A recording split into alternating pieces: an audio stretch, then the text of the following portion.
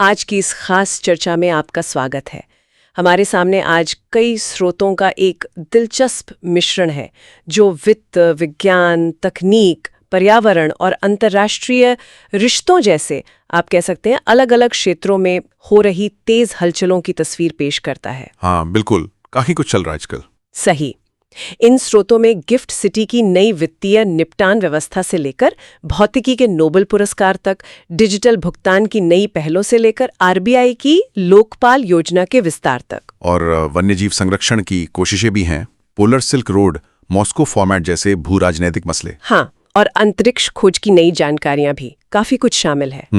तो आज हमारा मकसद है कि इन विभिन्न विषयों की गहराई में उतरें, उनके महत्व को समझें और शायद उनके बीच छिपे कुछ कनेक्शंस भी तलाशें। बिल्कुल, चलिए शुरू करते हैं। गम से GIFSC यानी Gujarat international finance tech city का इंटरनेशनल फाइनेंशियल सर्विसेज सेंटर एक अहम मुकाम पर पहुंच गया है, ऐसा लग रहा है। हाँ, ये वाकई एक महत्वपूर्ण कदम है। GIFSC अब मतलब विदेशी मुद्रा के व्यापार का निपटान स्थानीय स्तर पर ही कर सकेगा। अच्छा। पहले इस तरह के निपटान के लिए आप जानते हैं हांगकांग या टोक्यो जैसे विदेशी केंद्रों पर निर्भर रहना पड़ता था। केंद्रीय वित्त मंत्रालय ने हाल ही में इसका शुभारंभ किया है और ये भारत के वित्तीय बुनियादी ढांचे के लिए एक बड़ी छलांग है, निश्चित रूप से। ये जो नई प्रणाली है, इसे विदेशी मुद्रा निपटान प्रणाली या FCSS कहा जा रहा है ना? हाँ, FCSS। इसे IFSCA ने अधिकृत किया है। ये पारंपरिक तरीकों से कैसे अलग और मतलब बेहतर है? बिल्कुल। IFSCA यानी international financial services centres authority, जो गिफ्ट सिटी में सभी वित्तीय गतिविधियों की नियामक है, उसने इस FCSS को भुगतान और निपटान प्रणाली अधिनियम 2007 के तहत मंजूरी दी है। ओके। इसका मूल उद्देश्य है कि IFSC में काम कर रही बैंकिंग इकाइयां, जिन्हें IBUs कहते हैं, जब आपस में विदेशी मुद्रा का लेन देन करें तो उसका निपटारा पारंपरिक कॉरेस्पॉन्डेंट बैंकिंग के वो जो लंबा रास्ता है उससे ना होकर सीधे गिफ्ट सिटी में ही हो जाए। पारंपरिक रास्ते में क्या दिक्कत थी? मतलब समय ज्यादा लगता था? हाँ, समय बहुत ज्यादा। पारंपरिक कॉरेस्पॉन्डेंट बैंकिंग रूट में कई अलग अलग देशों के बैंक शामिल होते हैं और पूरे लेन देन को अंतिम रूप से सेटल होने में आप मानिए 36 से 48 घंटे यानी लगभग 2 दिन लग सकते हैं। 2 दिन? हाँ, FCS का सबसे बड़ा फायदा यही है कि यह निपटान रियल टाइम या लगभग रियल टाइम में कर देगा। अच्छा, मतलब तुरंत? लगभग तुरंत। सोचिए 2 दिन का काम कुछ ही पलों में। इससे न केवल समय बचेगा बल्कि जोखिम भी कम होगा। फिलहाल ये अमेरिकी डॉलर के लेन देन से शुरू हो रहा है, पर आगे चलकर दूसरी बड़ी मुद्राएं भी इसमें शामिल हो सकती हैं, ऐसी उम्मीद है। और इसका संचालन कौन करेगा? इसका संचालन CCIL IFSC लिमिटेड करेगा, जो clearing corporation of India limited यानी CCIL की ही एक सहायक कंपनी है। तो इसका मतलब है कि भारत में अंतर्राष्ट्रीय वित्तीय लेन देन अब और ज्यादा कुशल हो जाएंगे। GIFT सिटी की भूमिका यहाँ और भी अहम हो जाती है। निश्चित रूप से। GIFT सिटी भारत का पहला पूरी तरह से कार्यरत स्मार्ट शहर है और देश का एकमात्र इंटरनेशनल फाइनेंशियल सर्विसेज सेंटर यानी IFSC भी। हाँ। और IFSCA, जिसे 2020 में स्थापित किया गया था, वो यहाँ के सभी वित्तीय उत्पादों, सेवाओं और संस्थानों के लिए मतलब एक एकीकृत नियामक है। तो ये FCSS जैसी पहलें GIFT सिटी को एक वैश्विक वित्तीय केंद्र बनाने की दिशा में महत्वपूर्ण कदम है। सही। अच्छा, वित्तीय तकनीक की बात चली रही है तो डिजिटल भुगतान के क्षेत्र में भी कुछ नई पहलें हुई हैं, खासकर NPCI की तरफ से। ग्लोबल फिनटेक फेस्ट 2025 में कुछ घोषणाएं हुई हैं। हाँ बिल्कुल। National payments corporation of India यानी NPCI ने डिजिटल भुगतान को और आसान और सुरक्षित बनाने के लिए कई कदम उठाए हैं। कुछ मुख्य बातें हैं, मैं बताता हूँ। हाँ, बताइए। एक, NPCI ने एक नई सहायक कंपनी बनाई है, NPCI टेक्नोलॉजी सॉल्यूशंस लिमिटेड या NTSL। NTSL, okay. इसका खास काम फिनटेक क्षेत्र में नए विचारों और समाधानों को बढ़ावा देना होगा, मतलब इनोवेशन पर फोकस। अच्छा। दूसरा, UPI मल्टी सिग्नेटरी। ये कंपनियों और संस्थाओं के लिए काफी काम का हो सकता है। मल्टी सिग्नेटरी, ये क्या है? इसका मतलब है अब UPI पर ऐसे जॉइंट अकाउंट चलाए जा सकेंगे जिनमें भुगतान को मंजूरी देने के लिए एक से ज्यादा लोगों के हस्ताक्षर या कह लें प्रमाणीकरण की जरूरत होगी। ओह, जैसे चेक में होता था। हाँ, कुछ वैसा ही, पर डिजिटल। इससे कॉर्पोरेट MSME वगैरह के लिए लेन देन में पारदर्शिता और सुरक्षा बढ़ेगी। ये मल्टी सिग्नेटरी वाला फीचर दिलचस्प लग रहा है। क्या छोटे व्यवसायों के लिए इसे अपनाना आसान होगा? देखिए, ये तो इस पर निर्भर करेगा कि इसे कितना उपयोगकर्ता अनुकूल बनाया जाता है। लेकिन सिद्धांत रूप में ये साझा खातों के प्रबंधन में एक महत्वपूर्ण जरूरत को पूरा करता है, इसमें कोई शक नहीं। और क्या पहले है? तीसरी पहल है भारत कनेक्ट पर फॉरेक्स। भारत कनेक्ट पर फॉरेक्स। हाँ, इसमें भारत बिल पे यानी BBPS प्लेटफॉर्म को FX रिटेल प्लेटफॉर्म से जोड़ा जाएगा। इसका मतलब है कि आम ग्राहक अपने सामान्य पेमेंट या बैंकिंग ऐप से ही विदेशी मुद्रा खरीद या प्राप्त कर सकेंगे। अरे वाह, ये तो विदेश यात्रा करने वालों के लिए या ऑनलाइन कुछ मंगाने वालों के लिए बहुत सुविधाजनक होगा। बिल्कुल। और चौथा, UPI के माध्यम से माइक्रो ATM से नकद निकासी। इससे गांवों और छोटे कस्बों में जो बिजनेस कॉरेस्पॉन्डेंट होते हैं, उन UPI क्रैश पॉइंट्स पर नकद निकालना और आसान हो जाएगा। ये सभी कदम तो भारत के डिजिटल भुगतान इकोसिस्टम को और मजबूत करते दिख रहे हैं। और हमें याद रखना चाहिए कि NPCI खुद RBI और इंडियन बैंक्स एसोसिएशन IBA की पहल पर बनी एक गैर लाभकारी संस्था है। हाँ, बिल्कुल। जो भारत में रुपे, UPI, फास्टैग, IMPS जैसी तमाम खुदरा भुगतान प्रणालियों को चलाती है। सही कहा। अब इसी वित्तीय क्षेत्र से जुड़ी एक और खबर है जो व्यापार करने की सुगमता मतलब ईज ऑफ डूइंग बिजनेस बढ़ाने से संबंधित है। अच्छा। केंद्रीय अप्रत्यक्ष कर और सीमा शुल्क बोर्ड यानी CBIC ने IFSC कोड पंजीकरण के लिए एक सिस्टम आधारित ऑटोमेटिक मंजूरी प्रक्रिया शुरू की है। IFSC कोड तो हम सब इस्तेमाल करते हैं ऑनलाइन फंड ट्रांसफर के लिए। ये ऑटोमेटिक मंजूरी प्रक्रिया कैसे मदद करेगी? देखिए, पहले IFSC कोड पाने की प्रक्रिया में कुछ समय लग सकता था, कुछ कागजी कार्रवाई होती थी। अब सिस्टम आधारित ऑटोमेटिक मंजूरी से ये प्रक्रिया तेज और बाधा रहित हो जाएगी, ऐसा अनुमान है।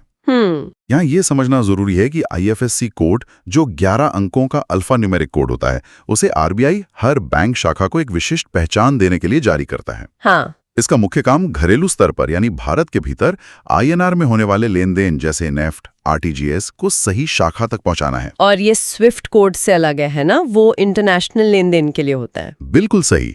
स्विफ्ट कोड अंतर्राष्ट्रीय स्तर पर बैंकों के बीच फंड ट्रांसफर और संदेश भेजने के लिए इस्तेमाल होता है, जबकि IFSC कोड भारत के अंदरूनी लेन देन के लिए है। ठीक है। अब CBIC की बात करें तो यह वित्त मंत्रालय के राजस्व विभाग के अधीन काम करता है और customs duty, central excise, GST जैसे करों को लगाने और वसूलने तथा तस्करी रोकने के लिए नीतियां बनाता है। हाँ, पहले CBEC कहलाता था ये। हाँ, बिल्कुल। पहले CBEC यानी central board of excise and customs कहा जाता था। 2018 में नाम बदलकर CBIC हुआ। तो IFSC पंजीकरण का ये सरलीकरण निश्चित रूप से वित्तीय संस्थानों के लिए काम आसान करेगा। अच्छा, तो ये तो हुई वित्त और तकनीक की बातें। अब जरा विज्ञान की दुनिया का रुख करते हैं। इस साल यानी 2025 का भौतिकी का नोबेल पुरस्कार 3 अमेरिकी वैज्ञानिकों को मिला है। John Clauser, Michel H. Devoret और जॉन M. मार्टिनीज। हाँ। उन्हें ये पुरस्कार स्थूल यानी मैक्रोस्कोपिक स्तर पर क्वांटम गुणों की पहचान के लिए दिया गया है। यहाँ मामला वाकई दिलचस्प हो जाता है। ये क्वांटम गुण स्थूल स्तर पर। हाँ, बहुत दिलचस्प। भौतिकी में एक बड़ा सवाल हमेशा से रहा है कि क्वांटम दुनिया के जो अजीब नियम है, जो आमतौर पर हम परमाणुओं और उनसे भी छोटे कणों पर लागू होते पढ़ते हैं, क्या वो बड़ी चीजों पर भी लागू हो सकते हैं? हाँ, ये हमेशा से एक पहेली रही है। बिल्कुल। पहले माना जाता था कि जैसे जैसे चीजें बड़ी होती जाती हैं, क्वांटम प्रभाव खत्म हो जाते हैं और क्लासिकल भौतिकी के नियम मतलब न्यूटन वाले नियम हावी हो जाते हैं। लेकिन इन वैज्ञानिकों ने करीब 40 साल पहले अपने प्रयोगों से दिखा दिया कि क्वांटम यांत्रिकी के सिद्धांत स्थूल यानी मैक्रोस्कोपिक सिस्टम पर भी लागू होते हैं। सच में? मतलब ऐसे सिस्टम जिन्हें हम देख या छू सकें? हाँ, मतलब इतने बड़े कि हाथ में पकड़ी जा सके वाली चीजों से बने सिस्टम पर। उन्होंने इसे मैकेनिकल टनलिंग और ऊर्जा क्वांटाइजेशन जैसे प्रयोगों से सिद्ध किया। ये मैकेनिकल टनलिंग और ऊर्जा क्वांटाइजेशन क्या है, थोड़ा आसान शब्दों में समझाएंगे? जरूर। क्वांटम टनलिंग का मतलब है कि कोई कण किसी बाधा को, मान लीजिए एक दीवार को, पार कर सकता है, भले ही उसके पास क्लासिकल भौतिकी के हिसाब से उतनी ऊर्जा न हो कि वो दीवार के ऊपर से जा सके। जैसे कोई भूत दीवार के पार चला जाए। अच्छा। और ऊर्जा क्वांटाइजेशन का मतलब है कि सिस्टम सिर्फ निश्चित मात्रा में, मतलब पैकेट्स में ही ऊर्जा ले या दे सकता है, लगातार किसी भी मात्रा में नहीं।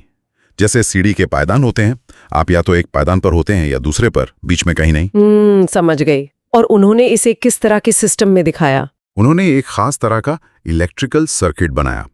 इसमें 2 सुपर कंडक्टिंग हिस्से थे जिन्हें एक बहुत पतली गैर प्रवाहकीय परत से अलग किया गया था।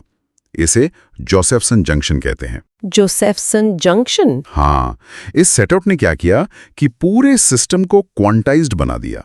यानी वो एक कृत्रिम एटम की तरह व्यवहार करने लगा जो केवल निश्चित ऊर्जा स्तरों पर ही रह सकता था। उन्होंने दिखाया कि इस स्थूल मतलब बड़े दिखने वाले सिस्टम में भी क्वांटम टनलिंग जैसी घटनाएं हो रही थी। कमाल है। संक्षेप में ये तरंग कण द्वैतता मतलब वेव पार्टिकल ड्युअलिटी के विचार को भी पुष्ट करता है कि कण तरंगों की तरह और तरंगे कणों की तरह व्यवहार कर सकती हैं, और ये सिर्फ सूक्ष्म स्तर तक ही सीमित नहीं है। इस खोज का असल महत्व क्या है?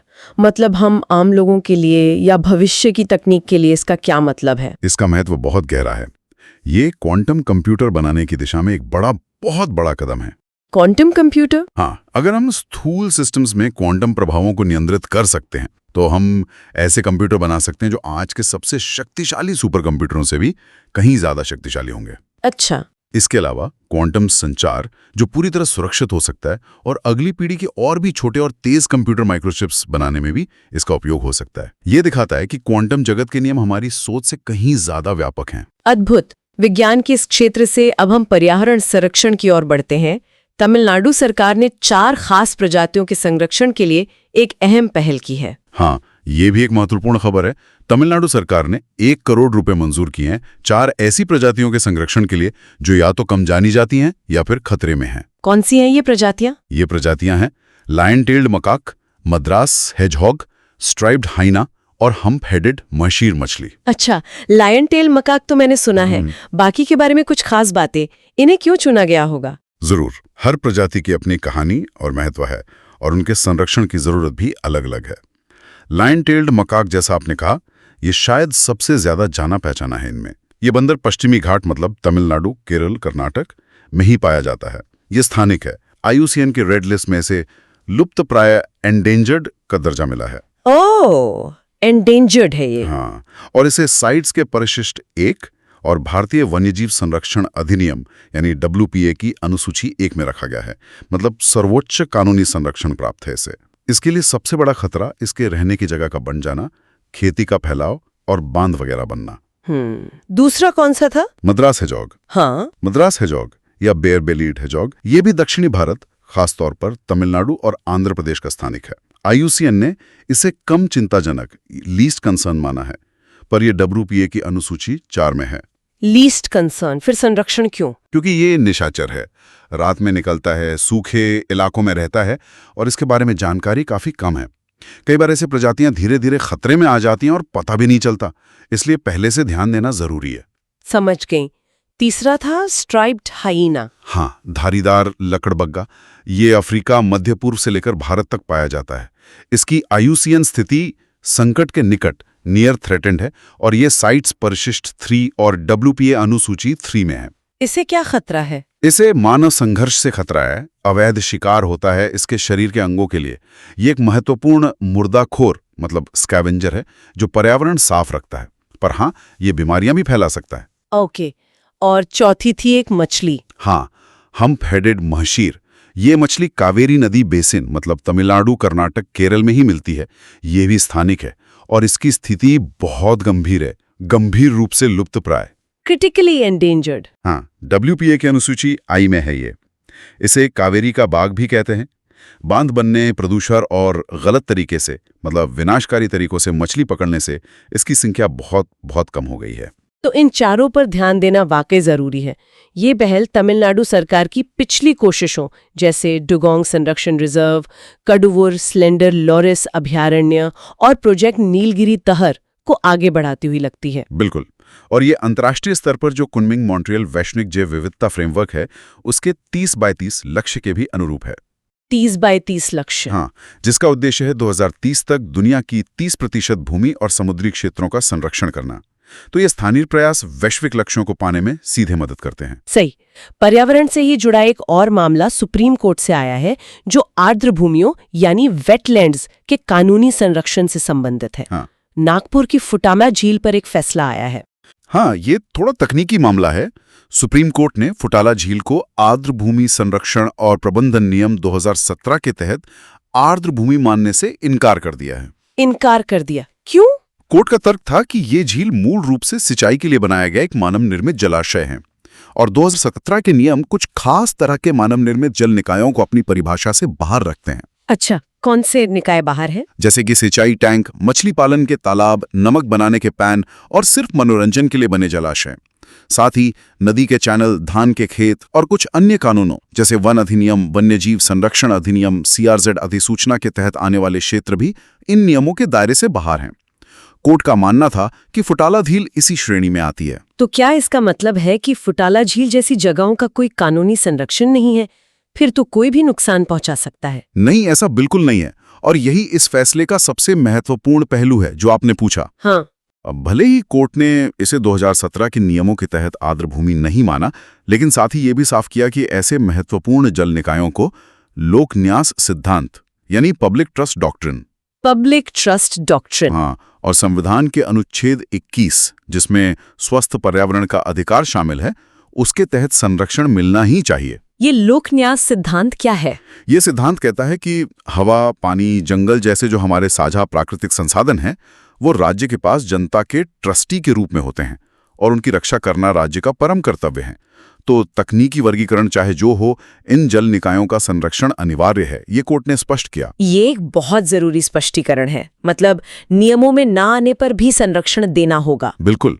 अच्छा, अब पृथ्वी से नजर हटाकर जरा अंतरिक्ष की ओर देखते हैं। खगोलविदों ने पहली बार सीधे तौर पर एक प्रोटोप्लैनेट की तस्वीर ली है, WASP 193b। ये प्रोटोप्लैनेट क्या होता है और ये तस्वीर क्यों खास है? ये वाकई एक बड़ी उपलब्धि है खगोल विज्ञान में।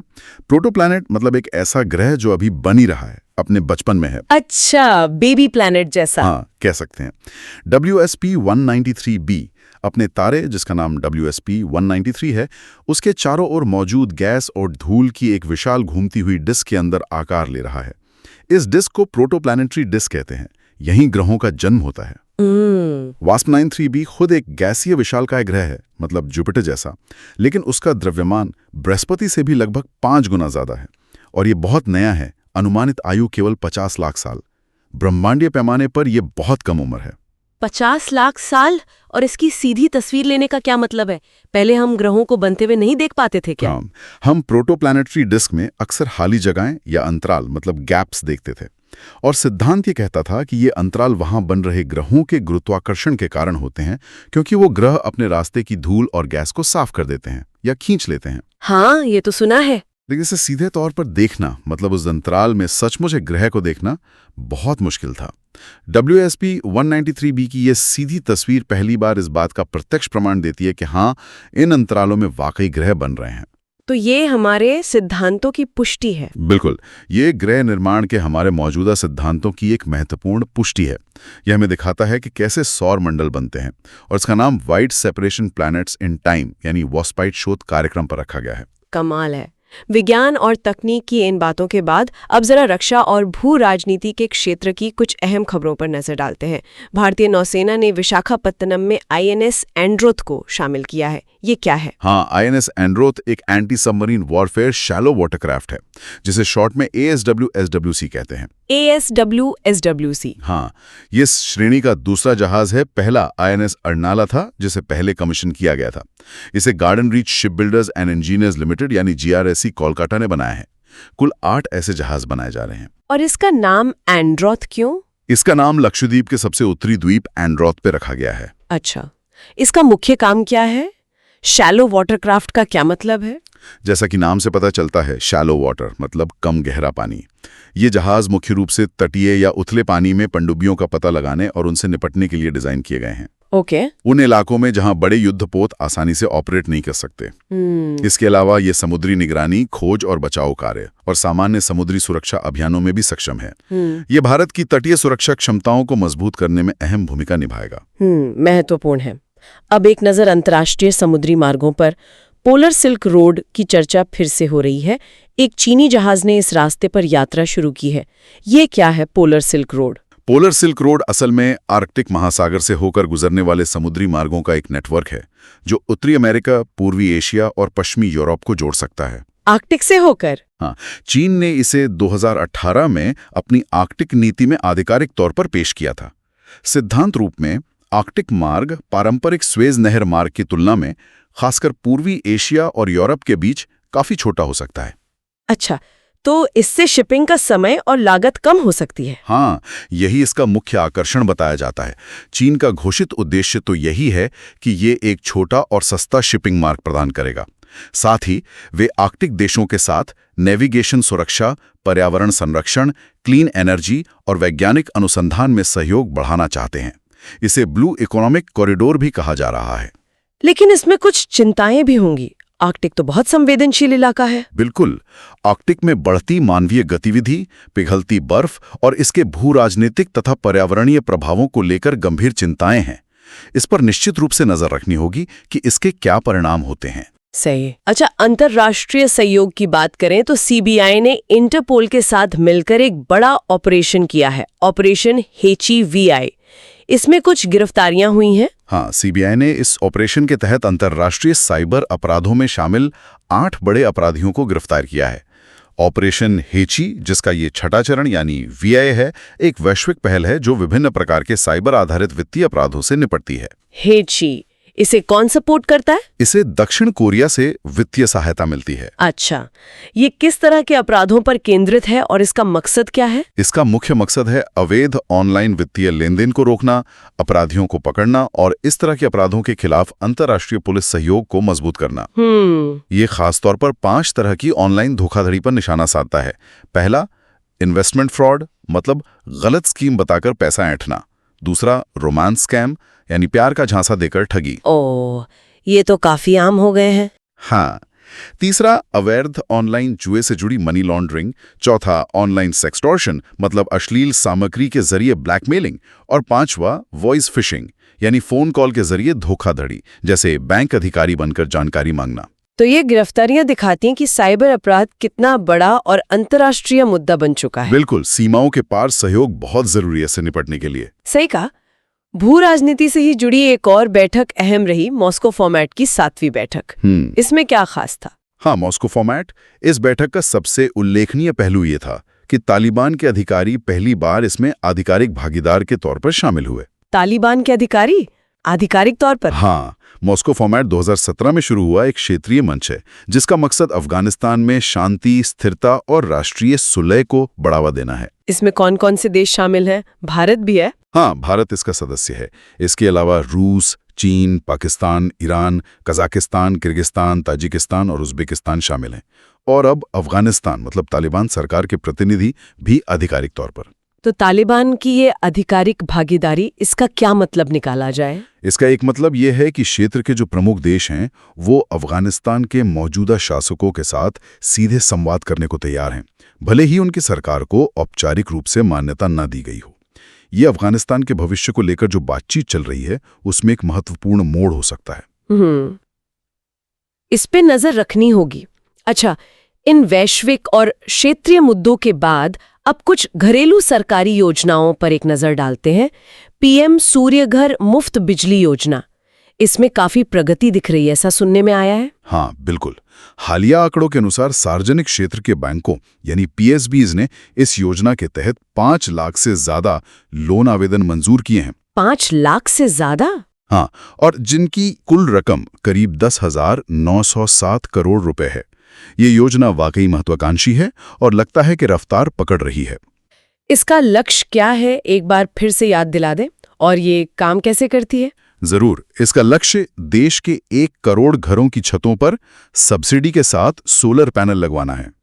1 करोड़ घर? हाँ, और इससे इन परिवारों को हर महीने 300 यूनिट तक बिजली मुफ्त मिल सकेगी, ऐसा दावा है। नवीन और नवीकरणीय ऊर्जा मंत्रालय MNRE इसका नोडल मंत्रालय है। और इसे दुनिया की सबसे बड़ी आवासीय रूफटॉप सोलर पहल कहा जा रहा है? हाँ, बिल्कुल।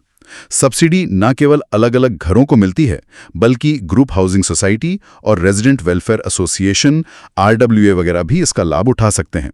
तो ये जो आंकड़े आए हैं, ये दिखाते हैं कि योजना जमीन पर उतर रही है। ये तो अच्छी खबर है। और अंत में बैंकिंग ग्राहकों के लिए एक राहत की खबर। RBI ने अपनी लोकपाल योजना का दायरा बढ़ाया है। हाँ, ये भी ग्राहकों के नजरिए से काफी महत्वपूर्ण है। RBI ने बैंकिंग विनियमन अधिनियम 1949 की धारा 35A के तहत अपनी शक्तियों का इस्तेमाल करते हुए अब केंद्रीय और राज्य सहकारी बैंकों को भी आरबीआई एकीकृत लोकपाल योजना 2021 यानी RBIOS के दायरे में ला दिया है। अच्छा, सहकारी बैंकों को भी? पहले वो इसमें नहीं थे? नहीं, सभी सहकारी बैंक नहीं थे। पहले कुछ बड़े शहरी सहकारी बैंक ही शामिल थे। अब केंद्रीय और राज्य सहकारी बैंक भी आ गए हैं। तो ये एकीकृत लोकपाल योजना क्या है और सहकारी बैंकों के शामिल होने से क्या फर्क पड़ेगा? देखिए, RBIOS 2021 का उद्देश्य RBI द्वारा विनियमित जितनी भी संस्थाएं हैं, जिन्हें REs यानी रेगुलेटेड एंटिटीज कहते हैं, उनके ग्राहकों को उनकी शिकायतों के समाधान के लिए एक सरल, तेज और सस्ता वैकल्पिक तंत्र प्रदान करना है। मतलब अगर बैंक आपकी शिकायत नहीं सुन रहा तो यहाँ जा सकते हैं? बिल्कुल। पहले इसमें लगभग सभी कमर्शियल बैंक, RRBs, कुछ शहरी सहकारी बैंक, कई NBFCs, पेमेंट सिस्टम ऑपरेटर्स और क्रेडिट सूचना कंपनियां शामिल थीं। अब सहकारी बैंकों के ग्राहक भी अपनी शिकायतें इसी एक एकीकृत मंच पर दर्ज करा सकेंगे। उन्हें अलग अलग जगह जाने की जरूरत नहीं पड़ेगी। ये योजना काम कैसे करती है? क्या ये प्रभावी है? ये योजना RBI की 3 पुरानी लोकपाल योजनाओं, बैंकिंग वाली, NBFC वाली और डिजिटल लेन देन वाली को मिलाकर बनाई गई है। ओके। और ये एक राष्ट्र एक लोकपाल के सिद्धांत पर काम करती है। मतलब पूरे देश के लिए एक ही सिस्टम। अगर बैंक या कोई और संस्था ग्राहक की शिकायत का संतोषजनक समाधान नहीं करती है, तो ग्राहक लोकपाल के पास ऑनलाइन या ऑफलाइन शिकायत कर सकता है।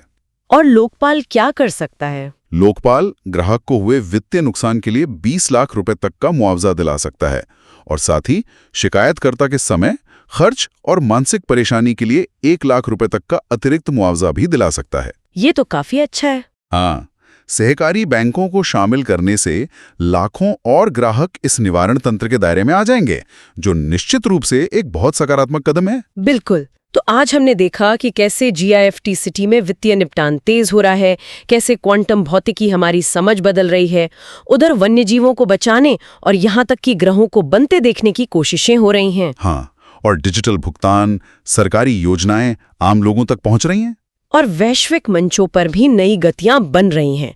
ये सब दिखाता है कि बदलाव की रफ्तार कितनी तेज है और कैसे ये अलग-अलग क्षेत्र एक दूसरे से कितने जुड़े हुए हैं। बिल्कुल सही कहा। और यहाँ एक विचारणीय बिंदु उभरता है मेरे ख्याल से। हमने देखा कि तकनीक हर क्षेत्र में क्रांति ला रही है, चाहे वो वित्तीय लेन देन हो, प्रकृति के मूलभूत नियमों को समझना हो या अंतरिक्ष की खोज हो। हाँ, तकनीक हर जगह है। लेकिन इसी के साथ हमने साइबर अपराध को बढ़ते देखा, भू राजनीतिक तनाव देखे, पर्यावरणीय चुनौतियों को भी बढ़ते हुए महसूस किया। सोचने वाली बात यह है कि क्या हमारा वैश्विक सहयोग और हमारे शासन तंत्र, मतलब गवर्नेंस सिस्टम्स, इन तकनीकी छलांगों के साथ कदम से कदम मिला पा रहे हैं? ये बहुत बड़ा सवाल है। क्या हम ये सुनिश्चित कर सकते हैं कि इन प्रगतियों का लाभ, इनका फायदा सभी तक पहुंचे, बजाय इसके कि ये नए विभाजन या नए संघर्ष पैदा करें? ये वाकई एक अहम सवाल है जिस पर इन सभी विकासों के संदर्भ में सोचना जरूरी है। इन अंतर संबंधों और भविष्य के संकेतों पर विचार करने के लिए ये एक अच्छा बिंदु है। इस पर सोचना होगा।